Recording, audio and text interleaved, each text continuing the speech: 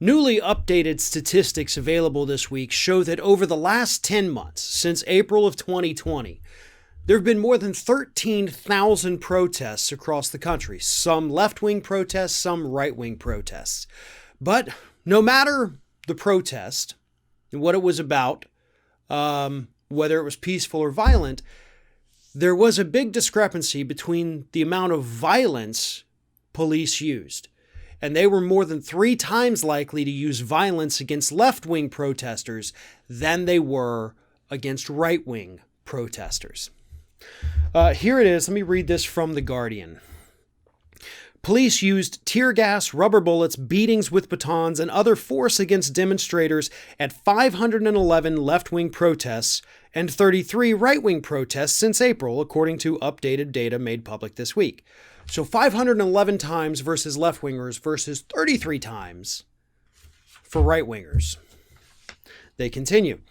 For left-wing demonstrations, that was about 4.7% of protests, while for right-wing demonstrations, it was about 1.4%, meaning law enforcement was about 3 times more likely to use force against left-wing versus right-wing protests. It gets worse. The disparity in violence, or the disparity in police response, the disparity in police response only grew when comparing peaceful left-wing versus right-wing protests.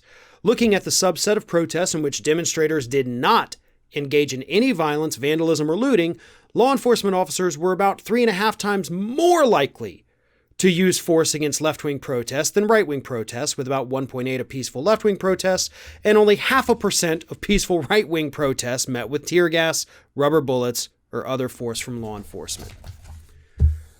So they were actually more likely to use force against left-wingers when it was a totally peaceful protest. There was no vandalism, no looting, no spray paint, no throwing milkshakes, nothing. If you didn't do the bad things, you're more likely to get your ass kicked by a cop.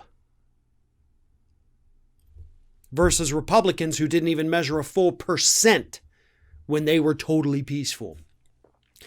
Here's the issue. We know some of the discrepancies here. Obviously, the left-wing protests, given the causes that they protest for, you're going to have a lot more racial diversity. And that is probably the biggest influencer on whether or not the police are going to use force or violence. You see more non-white faces in the crowd? Absolutely, they're going to go for it.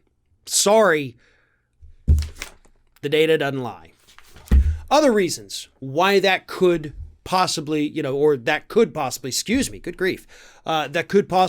explain the discrepancy even further is because obviously left-wing protesters are challenging the status quo. We want to change the way things are for the better. We want things to be better. We want institutions to be better. But in order for them to be better, we have to get rid of the bad actors. And a lot of that starts with the cops.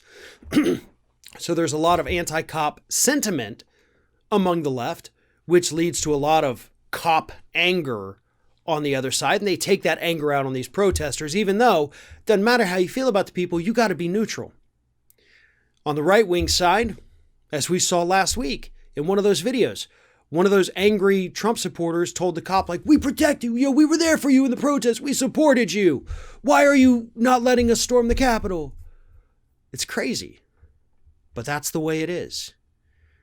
It's a cultural problem. It really and truly is a cultural problem inside police forces across the country. This is across the country.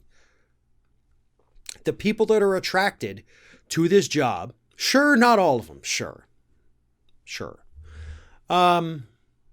It's a certain kind of person. And we're starting to see more and more what kind of person that is. And that has to change. We've got dozens of cops that were present as Capitol stormers last week.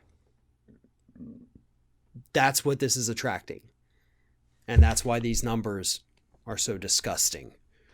If we don't change that culture in police society here in the United States, then these numbers are only going to get worse.